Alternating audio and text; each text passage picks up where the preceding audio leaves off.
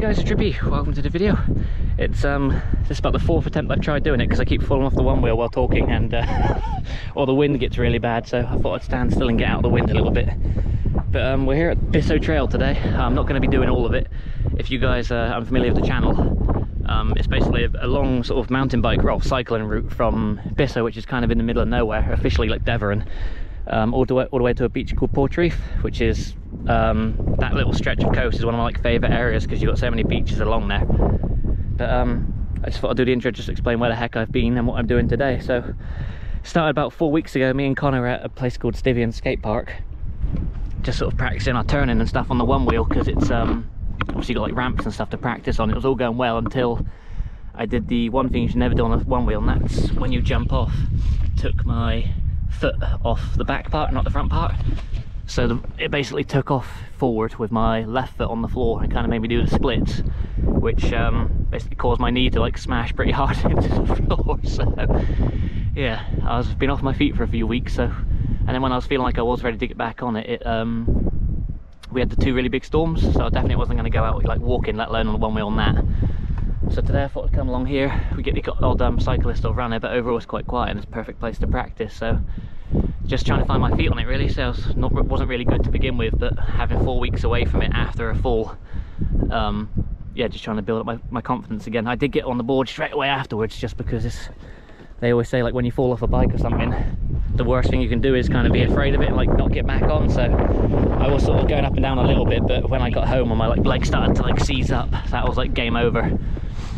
But yeah, I've also got a new selfie stick inspired by Connor's. Connor's doing loads of one wheel video, well, Jesus, I can't speak, one wheel videos now.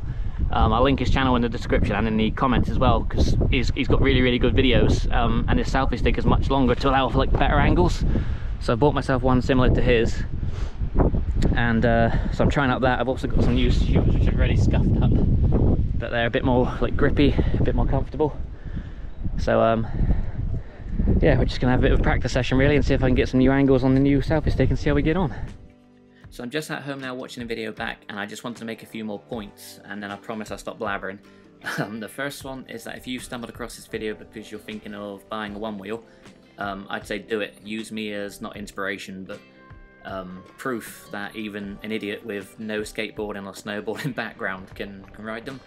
I think I had a skateboard when I was like 14 and basically used to sit down on it to go down the hills, and that's about as far as I went. I've got like no sense of balance, and I still love it. It just takes practice, and again, I'm still awful, but if I can do it, anyone can. So if you've been thinking about pulling the trigger on the purchase, I'd say go ahead and do it if you can afford it, because they're amazing fun. The second thing is I look like a bit of a goofball in this one, and from now on I'm going to look like a goofball as well, because I didn't realise quite how much the knee pads stuck out. I always wear elbow pads, a helmet and wrist guards. I recommend, if you guys like aren't, yeah, definitely recommend doing it.